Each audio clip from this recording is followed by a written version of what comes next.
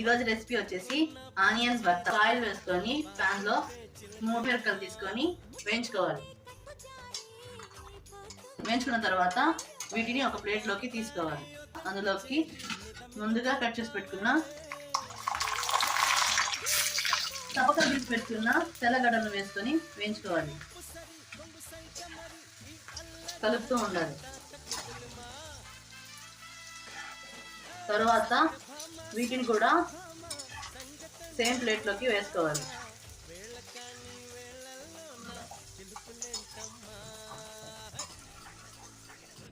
ఇప్పుడు అదే బాండల్లోకి కొద్దిగా నూనె పోసుకొని మనం ముందుగా కట్ చేసి పెట్టుకున్న 2 ఉల్లిపాయలని వేసుకోవాలి. సన్నగా కట్ చేసి పెట్టుకున్న ఉల్లిపాయలు. తెల్లగడ్డ వచ్చి 1 ఫుల్లుగా వేసుకోవాలి, వేయించుకోవాలి. ఆనియన్స్ త్వరగా వేగడానికి కొద్దిగంతా ఉప్పు వేసుకొని వేయించుకోవాలి. ఇది కొద్దిగా బ్రౌన్ కలర్ వచ్చేంత వరకు వేయించుకోవాలి ఆనియన్స్ని. సో ఇప్పుడు ఆనియన్స్ ఈ కలర్లో వచ్చాయి కదా, ఒక 2 పచ్చిమిర్చిని చించుకొని వేసుకొని వేయించుకోవాలి. వీటిని కూడా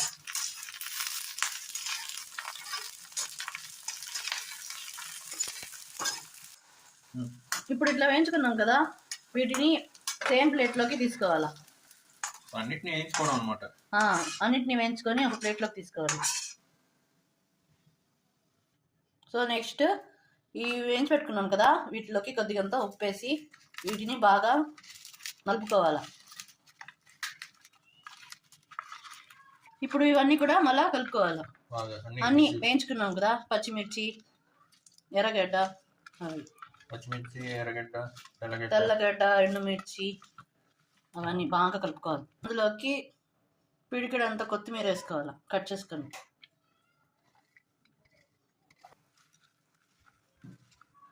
ఇట్లా కలుపుకోవాలి మొత్తం.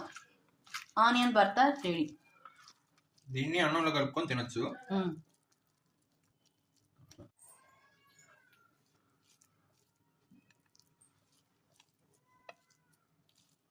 వేడి వేడి అన్నంలో ఇప్పుడు మనం వేసుకొని కొద్దిగా లైట్గా నెయ్యి వేసుకొని తింటే ఉంటుంది ఈ చల్లకాలానికి వేడి వేడిగా.